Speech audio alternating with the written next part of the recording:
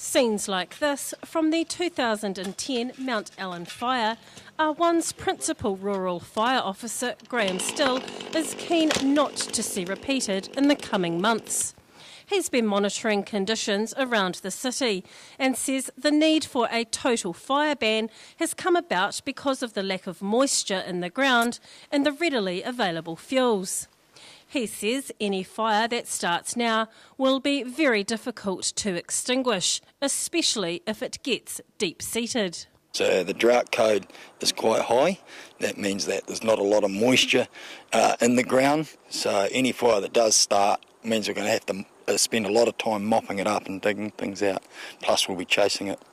He urges people to remain being sensible, not to light fires in the open air, and to be extra careful to minimise any risks. So anything that creates a spark or anything that's got a flame, gives us a bit of a problem. Even vegetation amongst power lines, things like that, doesn't take much to get things going.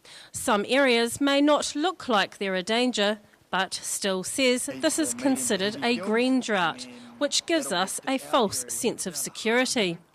If there's no significant rain and we get strong winds, it could make things worse. So you can see this vegetation here is well cured. There's about 90% of it's cured and there's only about 10% moisture content left in it.